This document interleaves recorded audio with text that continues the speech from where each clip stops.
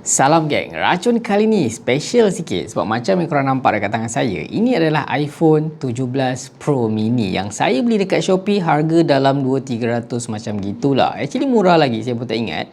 So, adakah berbalik untuk korang beli dan macam mana rupa dia, okey tak guna, like ke apa segala macam, kita akan tengok dalam video ni. So, kalau korang dah bersedia, jom kita mulakan racun sekarang.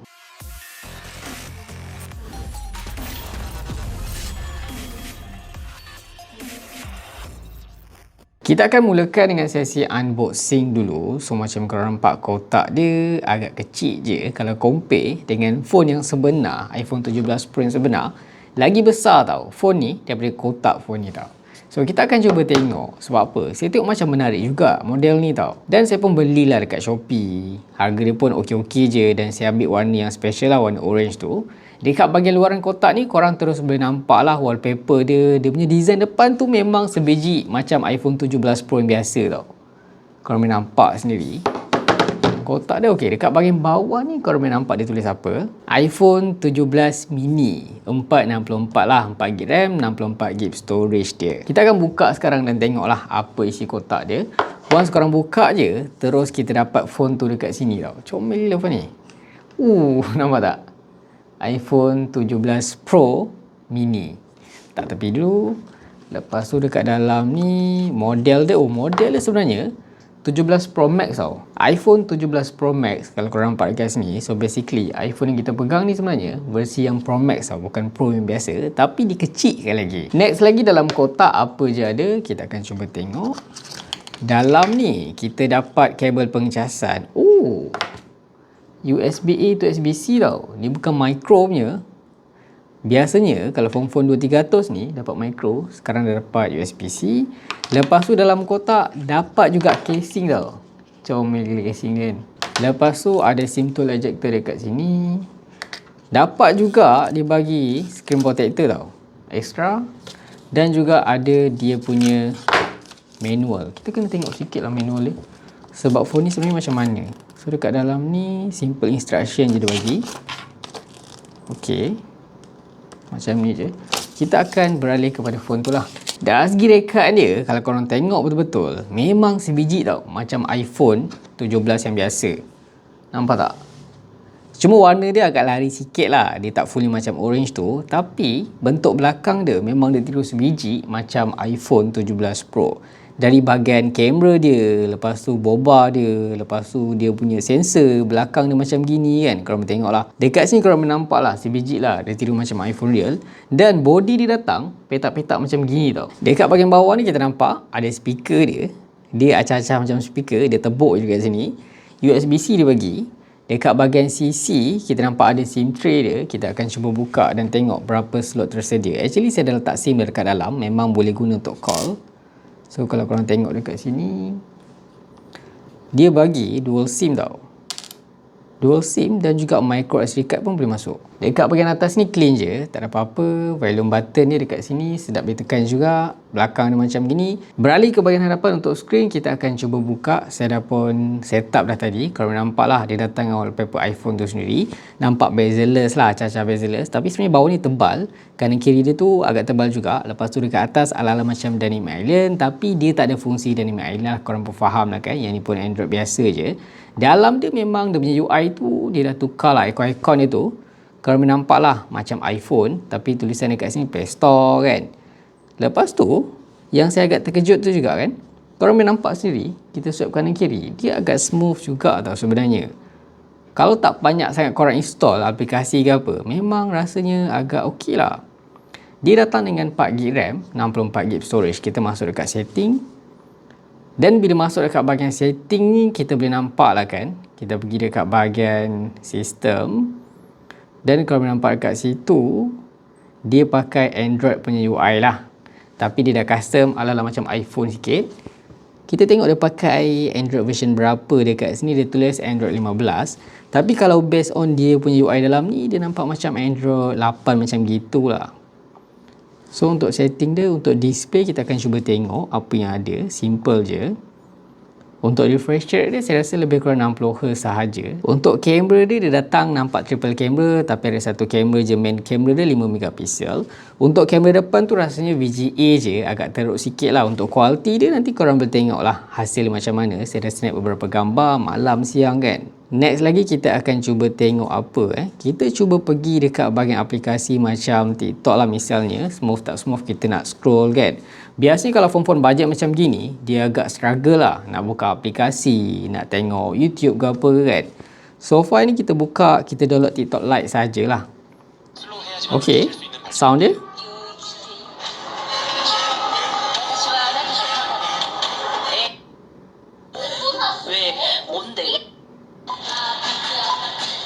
Sound dia agak okey. Bila swipe tu tak adalah macam terlampau lag tau. Still okey korang nak swipe kan. Nak tengok tu masih okey. Cuma agak kecil sikit lah dekat sini. Kita akan cuba buka YouTube pula tengok.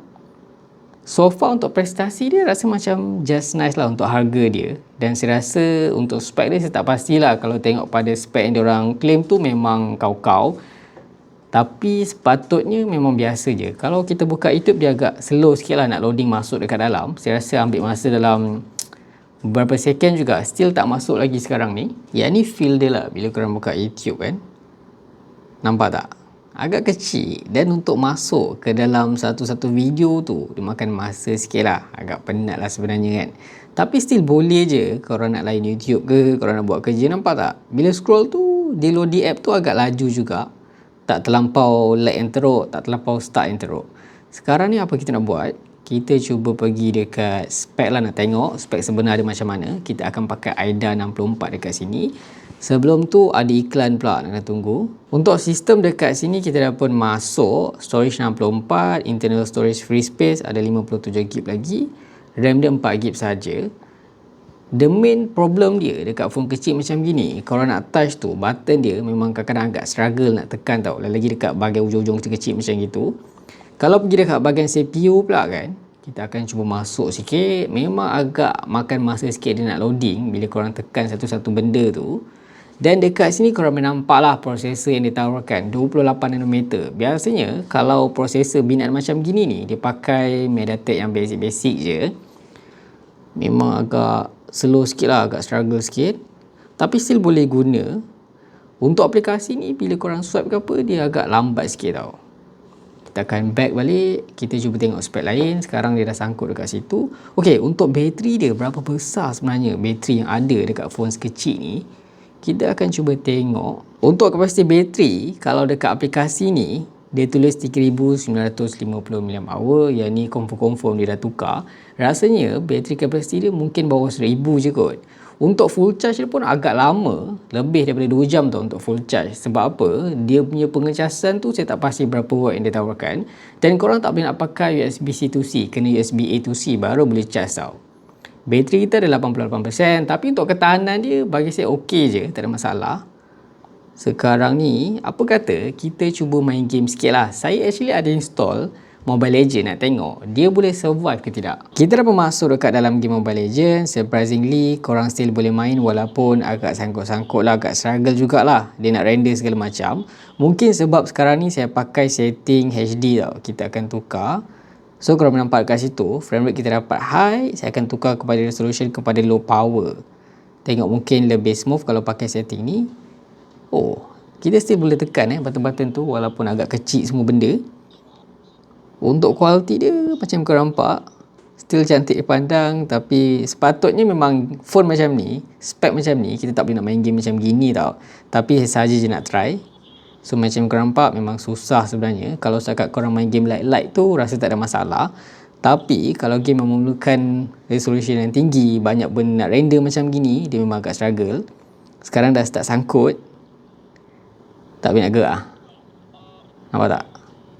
Silap-silap nanti dia force close. Baru main dalam seminit 2. Tapi saya dah terasa body phone ni agak panas. Mungkin sebab dia terlampau beban yang berat lah. Dia nak load kan. Dia pun tak mampu sebenarnya untuk chip yang ditawarkan dekat model ni. Tapi at least kan, untuk dia punya bahagian harapan ni, untuk menu utama, korang swipe kanan swipe kiri, memang terasa agak smooth juga tau. Kita akan cuba buka-buka aplikasi. Dia lambat kita. Oh, ok, laju juga. Calculator agak slow juga. Untuk Play Store dia Ambil masa berapa saat? Oh, still okay. YouTube YouTube agak lambat sikit sebab dia nak load banyak kan dekat situ. Kita akan back balik, kita akan buang recent app, bagi dia clear balik. Saya tak pasti tau yang ni betul-betul 4GB RAM atau hanya 2GB RAM ataupun 1GB, tapi daripada prestasi yang ditawarkan ni, kita nampak macam agak smooth juga sebenarnya. Just nice lah.